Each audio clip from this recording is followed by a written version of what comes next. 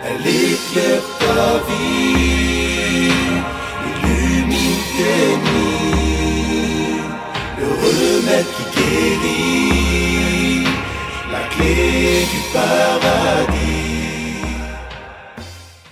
Bismillahirrahmanirrahim. Alhamdulillahi Rabbil Alameen. Wassalatu wassalamu ala Sayyidina Muhammadin Ashrafil Mursalin. وعلى آله وصحبه الطيبين الطاهرين ومن تبعهم بإحسان إلى يوم الدين. Je commence par le nom de Allah, louange à Allah, et que l'honneur et l'élévation au degré soient accordés à notre maître, le prophète Muhammad sallallahu alayhi wa sallam, ainsi qu'à sa famille, ses compagnons bons et purs, et ceux qui les ont suivis dans le bien jusqu'au jour dernier. Chers auditeurs, chères auditrices, Assalamu alaikum wa rahmatullahi ta'ala wa barakatuh. Nous allons aborder aujourd'hui, insha'Allah ta'ala, un sujet d'une très grande importance tiré du livret intitulé La croyance des musulmans. Il s'agit de la question parle de l'existence de Dieu. Donc, nous disons, insha'Allah, Dieu existe, il n'y a pas de doute au sujet de son existence. Et d'abord, je rappelle une règle très importante. Le doute contredit la foi. Autrement dit, la foi et le doute ne coexistent pas dans le cœur d'une personne. C'est-à-dire, si la personne a un doute au sujet de Dieu, alors elle ne croit pas en lui. C'est pour cela que celui dans le cœur duquel le doute est entré, il n'est plus musulman. Il s'agit ici du doute au sujet de Dieu ou de l'un de ses attributs, tels que l'existence, l'unicité, l'exemption de début, l'exemption de fin, la puissance, c'est-à-dire les 13 attributs de Dieu qui sont obligatoires selon la raison s'agissant de lui et que toute personne responsable doit connaître. Ce doute est préjudiciable pour la foi.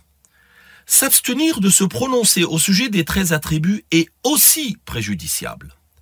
C'est le fait de dire par exemple « moi, je ne dis pas si Dieu est tout-puissant ou pas ». Dans ce cas-là, la personne n'est pas croyante. Il nous incombe donc de croire de façon catégorique, sans aucune hésitation, sans aucun doute, que Dieu existe. On dit alors en arabe « Allahu mawjoud ». Et là, j'aimerais ouvrir une petite parenthèse pour donner un détail concernant ce terme « mawjoud » dans la langue arabe. Sachez que l'usage de ce mot « mawjoud » au sujet de Dieu n'est pas préjudiciable. C'est-à-dire qu'il est permis de l'employer. Il y a eu des gens qui ont blâmé l'usage de ce terme à propos de Dieu. Ils ont prétendu que vu qu'il est sur le même modèle que maf'oul, cela signifierait qu'il subit l'action d'autrui. Or, leur parole est fausse et n'a aucun fondement. Ces gens-là ont pensé qu'ils ont une connaissance de la langue arabe, mais il n'en est pas ainsi.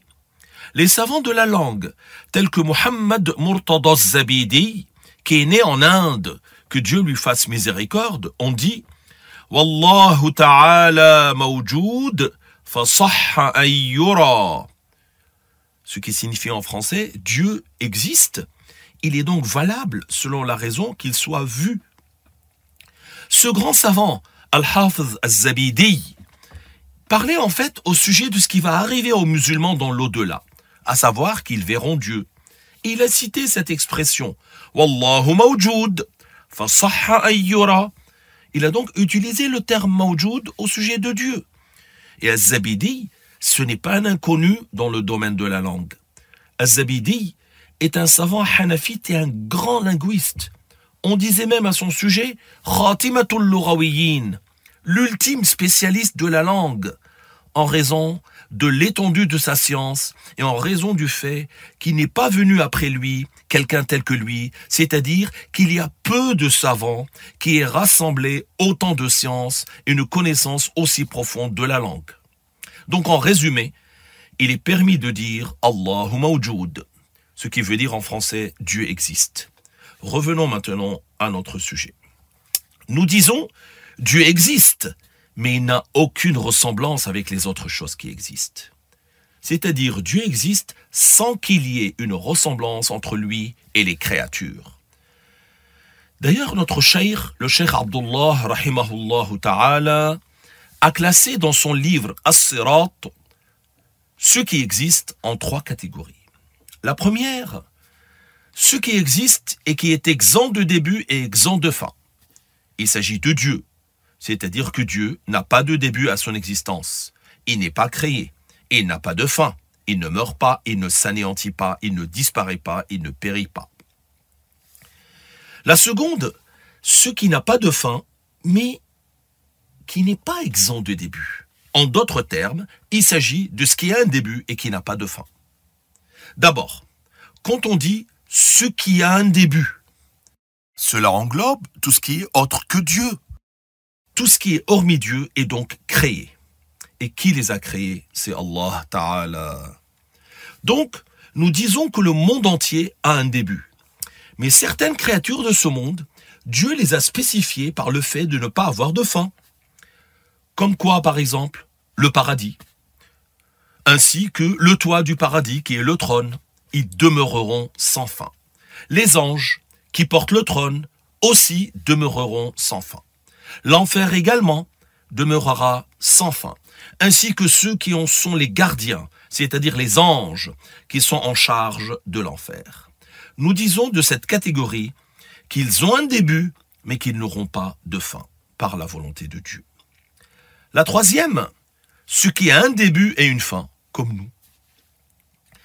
Ainsi, Dieu existe, mais son existence n'est pas comme l'existence des créatures. En effet, il n'y a pas de début ni de fin à son existence. Il n'y a pas de doute au sujet de son existence.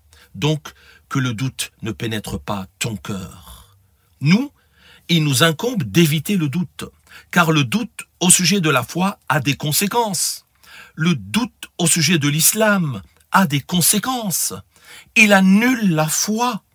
Il fait sortir de l'islam la personne qui était auparavant musulmane. On parle ici du doute au sujet de Dieu et de ses attributs. Concernant maintenant les péchés qui ne font pas sortir de l'islam, l'hésitation dans le cœur, sans parler ni agir, à commettre un péché qui ne fait pas sortir de l'islam, comme par exemple quelqu'un qui se dit dans son cœur « Est-ce que je bois de l'alcool ou est-ce que je ne bois pas de l'alcool ?» Dans son cœur, il hésite. Alors on dit que dans ce cas-là, le péché ne lui est pas inscrit. Le péché n'a pas eu lieu de sa part. Parce que l'hésitation à commettre un péché n'est pas inscrite en tant que péché. Attention, je rappelle, ceci concerne l'hésitation à commettre un péché qui ne fait pas sortir de l'islam. Mais l'hésitation concernant la foi est préjudiciable, elle est nuisible. L'hésitation à propos de la foi est une mécréance. Chacun d'entre nous doit croire en l'existence de Dieu sans comment et sans endroit. Donc Dieu existe sans comment, ni endroit, ni direction. C'est ainsi que l'a dit notre maître Ahmad al-Rifa'i, que Dieu l'agrée. Il a dit « Ghayatul ma'rifati billah, al-iqanu biwujudihi ta'ala, bila kayfin wala makan » ce qui signifie en français « La limite de la connaissance que l'on peut avoir au sujet de Dieu, c'est la certitude de son existence, sans comment et sans endroit. » Notre maître, le messager de Dieu, sallallahu alayhi wa sallam, est celui parmi les gens qui a eu le plus de connaissances au sujet de Dieu. Je répète, le prophète est celui des gens qui a eu le plus de connaissances au sujet de Dieu. Et malgré cela, la limite de ce à quoi il est parvenu, lui et les saints vertueux, la limite de cette connaissance, c'est la croyance que Dieu existe sans comment et sans endroit. Mais qu'ont-ils donc de plus que les autres? C'est la crainte de Dieu et l'obéissance à Dieu. C'est ainsi qu'ils s'élèvent en degrés selon le jugement de Dieu. Donc, quand on dit Dieu existe sans comment, que veut dire le mot comment? Il s'agit de tout ce qui est attribut des créatures. Également, quand on dit Dieu existe sans endroit, quelle est la définition de l'endroit? L'endroit, c'est l'espace qu'une substance remplit. Retenez cette définition. Qu'est-ce que l'endroit? C'est l'espace rempli par une substance. Moi, je suis une substance. Je remplis un espace. cet espace par rapport à moi, qu'est-ce qu'on en dit? On dit que c'est un endroit pour moi. Je suis un corps, j'ai un volume, je remplis un espace. Il y a là des créatures telles que le soleil, la lune. Là où ils sont, les orbites dans lesquelles ils tournent, on dit que ce sont leurs endroits. Tandis que Dieu, il est exempt de l'endroit. Parlons maintenant de différents espaces dans le monde. Sous la 7e terre, il y a Al-Farsh, qui est un corps que Dieu a créé. Dieu l'a créé au-dessus de l'enfer. C'est une créature de Dieu. Allah Ta'ala l'a créé dans la direction du bas. Et l'enfer est en dessous. Puis, au-dessus de Al-Farsh, il y a quoi? Il y a les 7 terres. Donc, combien de terres y a-t-il? Il y en a 7. Chaque terre a une épaisseur et un volume. Et elle est séparée de la terre qui est au-dessus. C'est-à-dire que la 7e terre est séparée de la 6e, la 6e elle est séparée de la 5e, et ainsi de suite, jusqu'à la terre sur laquelle nous sommes. Entre nous et le premier ciel, il y a un espace également. C'est dans cet espace que se trouve le soleil, les astres, et où nous voyons aussi les nuages et autres. Puis, il y a le premier ciel, et 6 autres au-dessus, ce qui fait en tout 7 cieux. Également, chaque ciel a une épaisseur. Les cieux sont des corps solides. Ce ne sont pas une fumée, comme il est dit dans certains livres. D'autre part, entre un ciel et un autre, il y a un espace. Et ainsi de suite, jusqu'au 7e. Et au-dessus du 7e, au-dessus du 7e, il y a des créatures, parmi lesquelles il y a le paradis. Le paradis se trouve au-dessus du 7e ciel, c'est-à-dire qu'il en est séparé. Le sol du paradis est autre chose que le 7e ciel. Le paradis est un corps indépendant, qui a un sol, une muraille, des portes, et dont le toit, c'est le trône de Allah Ta'ala, Al-Arsh. Donc, récapitulons. Cette fois-ci, en allant du haut vers le bas, le trône, le paradis, les 7 cieux, l'espace qui se trouve entre le premier ciel et cette terre-là, sur laquelle nous vivons, puis les 7 terres, et en dessous, Al-Farsh et l'enfer. Tout cela, ce sont des endroits. Qui les a créés? C'est Allah Ta'ala qui les a créés. Donc Dieu n'y habite pas. Ainsi, on dit à propos de Dieu qu'il existe sans endroit. Dieu a créé les endroits. Il n'en a pas besoin. S'ils te disent, il y est entré après les avoir créés, on dit que ce serait un changement. Et ce qui change a besoin d'un créateur qui crée en lui le changement. Ce qui change est créé, impuissant. Et celui qui est impuissant ne mérite pas l'adoration et n'est donc pas Dieu. Donc Dieu ne change pas, chers auditeurs. Nous disons aussi que Dieu existe sans direction. Les directions sont au nombre de 6, comme nous l'avons appris. Le haut, le bas, la droite, la gauche, devant et derrière. Et lorsque nous disons la direction du haut, c'est par rapport à l'être humain. Dieu nous a informé qu'il a créé au-dessus de nous 7 cieux. Ces 7 cieux sont donc dans la direction du haut. Et les terres et ce qui est en dessous sont dans quelle direction? Celle du bas. Ce sont des directions créées par Dieu. Donc, on ne dit pas que Dieu est dans toutes les directions, ni qu'il est dans une des directions, parce que les directions sont créées et Dieu n'en a pas besoin. On dit au sujet de Dieu, il ne ressemble à aucune de ses créatures, et aucune de ses créatures n'a de ressemblance avec lui. Comme l'a dit l'imam Abu Hanifa an-Nu'man, radiyallahu anhu. Cet imam Abu Hanifa, il a rencontré certains compagnons. On dit qu'il fait partie des tabi'in. Mais il était jeune, et il n'a pas appris auprès des compagnons. Par la suite, il a appris auprès des successeurs. Et c'est pour cela que certains savants le classent au nombre des successeurs des successeurs. Il faisait partie des saints vertueux. Il était honorable selon le jugement de Dieu. Pas uniquement pour sa science, mais aussi pour sa sainteté, son ascèse, sa crainte de Dieu, sa modestie. Dieu a fait que par sa cause, il y ait beaucoup de bien. Dieu a fait qu'il soit parmi les premiers à soutenir la croyance de Ahl Sunnah wal Jama'a, avant même Abu Mansour al-Maturidi et Abu al-Hassan al-Ash'ari. Abu Mansour al-Maturidi a adopté la voie et la méthode de Abu Hanifa. Mais Abu Hanifa a vécu avant Abu Mansour, et avant Abu al-Hassan al-Ash'ari, et avant l'imam al-Tahawi également. Abu Hanifa est considéré comme l'un des premiers qui ont composé des ouvrages pour répliquer aux mauvais innovateurs que Allah agrée l'imam Abu Hanifa. Nous aimons beaucoup, vous l'avez compris chers auditeurs, ce grand imam, l'imam Abu Hanifa. Nous attachons nos cœurs à ces gens-là. Nous citons leurs qualités et leurs bienfaits, tout comme on l'a fait précédemment à propos de Abu Bakr et Omar. Je voulais vous citer une chose, juste pour vous montrer l'impact majeur de l'enseignement de Abu Hanifa. Jusqu'à aujourd'hui, l'enseignement de Abu Hanifa dévoile les mauvais innovateurs, comme les mujassima, ceux qui disent que Allah est un corps, wala'iyadhu billahi ta'ala. Sachez que ces gens-là altèrent exprès et déforment exprès la prononciation du nom de Abu Hanifa en disant Abu Jifa, qui signifie cadavre, tellement il aimait hors d'eux. Subhanallah. Que Dieu agrée l'imam Abu Hanifa, parce qu'il les casse avec les arguments et les preuves. Nous, Ahl Sunnah wal Jama'a, avons en notre faveur les preuves rationnelles, ainsi que les preuves issues des textes. Nous avons les deux. Les preuves textuelles sont celles tirées du Coran et du hadith authentique.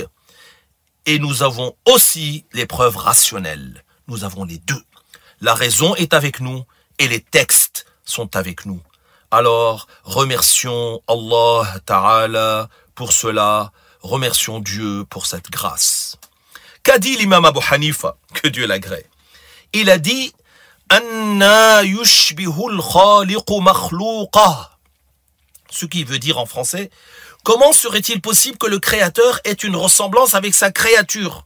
Ça veut dire ce n'est pas possible.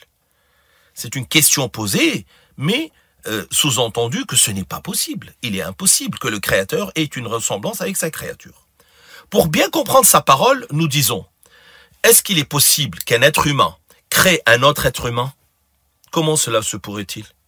Une chaise, est-il possible qu'elle crée une autre chaise? Non, car toutes les deux ont les mêmes attributs. Il y a une ressemblance entre les deux. Quel mérite aurait l'une sur l'autre? La raison n'accepte pas que le Créateur ait une ressemblance quelconque avec sa création. Vous avez remarqué ce que les savants ont dit? Si le Créateur avait une ressemblance avec ses créatures, alors il lui serait possible tout ce qui est possible aux créatures. Nous, il nous est possible le changement, l'évolution, l'anéantissement, la transformation, n'est-ce pas? Celui qui est comme l'être humain qui change, qui évolue, qui passe d'un état à un autre. Celui qui est comme l'être humain, il lui est possible également de changer, d'évoluer, de passer d'un état à un autre. Et bien sûr, cela n'est pas digne de Dieu, qui lui est exempt de toute imperfection. C'est pour cela que nécessairement, le Créateur n'a aucune ressemblance avec les créatures. Cette parole que nous disons et que nous répétons n'est donc pas une nouvelle chose. D'ailleurs, Dieu nous a fourni une preuve dans Al-Qur'an, le Qur'an honoré par la dame Maryam, alayha salam, elle qui est la meilleure des femmes de l'humanité, et son fils, notre maître Isa, alayhi salam, qui compte parmi les meilleurs prophètes. Allah Ta'ala dit Kana ya'kulani at-ta'am, ce qui signifie y manger tous deux la nourriture. Regardez cet exemple qui explique que celui qui mange et qui boit, qu'est-ce qu'il est? Une créature. Il a des semblables que l'on ne peut dénombrer. Il ne peut donc pas être Dieu. Donc celui qui se fatigue, qui dort, qui a faim, qui a soif, qui a un descendant, un ascendant, qui a des ressemblants et qui a des semblables, il n'est pas Dieu. Dieu n'a pas de ressemblance avec les créatures. Le Seigneur n'a pas de ressemblance avec ce qui lui appartient. Et nous, nous lui appartenons. Donc Dieu ne nous ressemble pas. Allah Azza wa Jal dit « Afillahi shak » ce qui signifie en français « Y aurait-il un doute au sujet de Dieu ?» Là aussi, ce n'est pas une interrogation véritable qui appelle une réponse. Ce n'est pas non plus une interrogation par laquelle il est voulu mettre le doute sur l'existence de Dieu. En fait, le verset « Afillahi shak » qui signifie « Y aurait-il un doute au sujet de Dieu » est au mode interrogatif, mais ce qui en est visé, c'est d'affirmer catégoriquement qu'il n'y a aucun doute au sujet de l'existence de Dieu. C'est cela le sens. Il n'y a pas de doute à propos de l'existence de Dieu. D'ailleurs, il y a une argumentation appelée argumentation rationnelle globale, qui consiste à dire qu'un coup a nécessairement qui l'a donné, une construction a nécessairement qui l'a édifié, un écrit a nécessairement qui l'a inscrit. À plus forte raison, le monde nécessite un créateur, et c'est Allah Ta'ala, Dieu Tout-Puissant. C'est pour cela que ce monde a été appelé en arabe « alam ». Pourquoi? Parce qu'en arabe, le mot « alam » a la même racine que « alama », qui veut dire « signe ». Le monde est appelé en arabe « alam » parce qu'il est un signe, une preuve de l'existence de celui qui en est le créateur. Mémorisons cela. Le monde a été appelé en arabe « alam » parce qu'il est une alama, un signe de l'existence du créateur.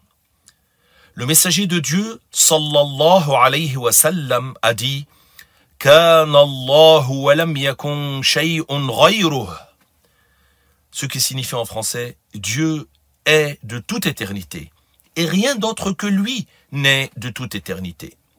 Ce hadith est rapporté par Al-Bukhari et d'autres. En fait, lorsque des gens du Yémen sont venus voir le prophète, sallallahu alayhi wa sallam, le messager leur a dit la parole « Kana Allahu wa lam yakun shay'un ghayruh » Cela veut dire que, de toute éternité, il n'y a rien d'autre avec Dieu. Ni ciel, ni terre, ni être humain, ni ange. Il n'y a rien avec Dieu de toute éternité. Voilà ce que nous disons. Et qui a dit cela? Le meilleur des hommes, le prophète Muhammad, sallallahu alayhi wa sallam. Et c'est un hadith sahih, rapporté par Al-Bukhari et par Ibn al-Jaroud, qui était un hafiz, de même que Al-Hafiz Al-Bayhaqi l'a rapporté, et il l'a jugé sahih. Ils ont tous dit à propos de ce hadith, c'est un hadith sahih, c'est-à-dire sûr, authentique. Ce hadith est une preuve que Dieu existe sans endroit. Donc l'endroit, c'est Dieu qui l'a créé. L'endroit n'existe pas de toute éternité avec Dieu. Et après que Dieu a créé l'endroit, Dieu ne change pas. Je termine sur ce sujet par une bonne parole que répètent beaucoup de personnes, « Subhanallazi yughayyir wa la yataghayyar » qui signifie en français « Dieu est exempt d'imperfection, c'est lui qui fait changer les choses alors que lui ne change pas ». Voilà pour le cours d'aujourd'hui, et je vous retrouve donc demain, Inch'Allah Ta'ala, chers auditeurs, pour la suite de ce programme très important. Merci pour votre écoute. Barakallahu fikum, wassalamu alaykum wa rahmatullahi wa barakatuh.